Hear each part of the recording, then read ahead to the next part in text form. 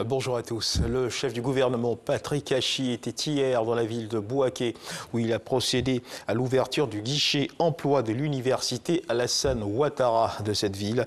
Ceci afin de répondre aux nombreuses attentes des étudiants diplômés qui ont hâte d'obtenir un premier emploi. Ce qu'il faut également savoir, c'est qu'une délégation de l'Agence française de développement l'AFD Paris, conduite par Adama Diawara, le ministre, a visité les laboratoires du pôle scientifique et de l'innovation de Bingerville. Objectif présenter le travail réalisé par les chercheurs ivoiriens. Le ministre de l'Enseignement supérieur et de la Recherche scientifique, Adama Diawara, a profité du cadre pour inviter le secteur privé à investir dans la recherche et l'innovation. Le reportage de Sephora Zeki. Centre d'excellence de l'université Félix Houphouët-Boigny dans la commune de Bingerville. Ici sont logées 4 unités de recherche financées par le C2D dans le cadre de la coopération franco-ivoirienne.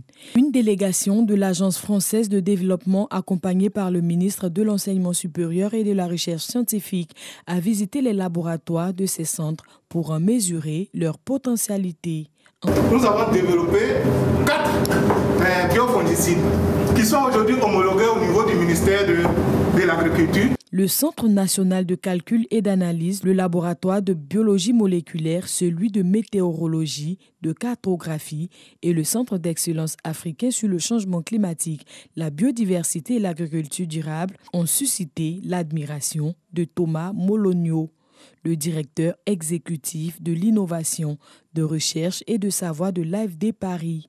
On a vu aussi une recherche appliquée qui vise à trouver des solutions pour préserver les bananiers, les cacaoyers, par exemple les manguiers, avec l'idée de trouver dans les plantes ivoiriennes des protections et une aide pour les agriculteurs ivoiriens. Donc c'est une recherche à la fois de pointe, dynamique, de haut niveau, un partenariat on espère qui va continuer à être dynamique dans les prochaines années et avec une recherche qui marche et qui trouve, comme le disait le ministre à l'instant.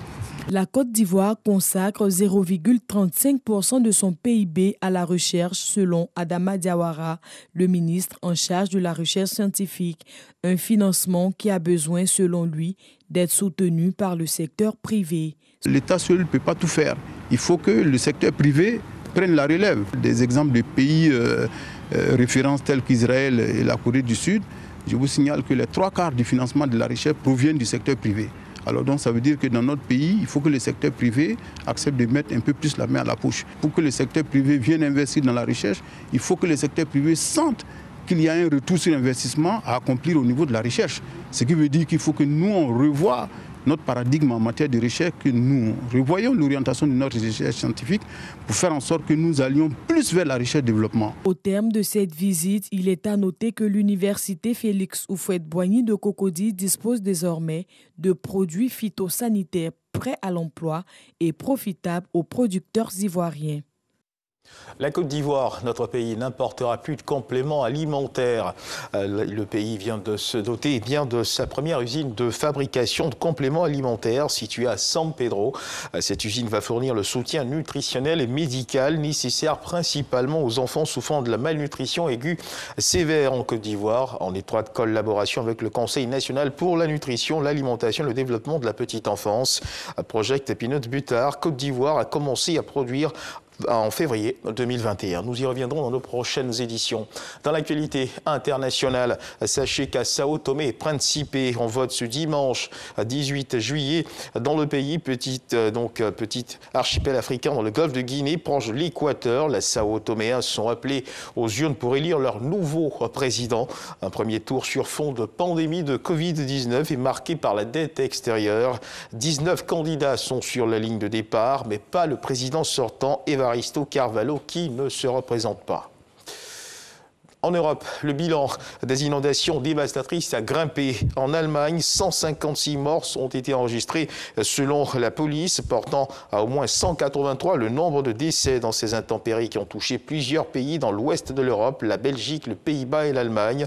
Dans le seul état régional allemand de la Rhénanie-Palatinat, la police locale a fait état de 110 morts dans un communiqué contre 98 dans le bilan précédent. Par ailleurs, une personne a péri lors de la crue dans le sud de l'Allemagne où des pluies diluviennes sont aussi tombé hier samedi.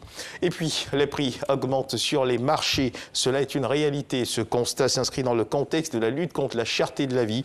Qu'est-ce qui explique cette réalité?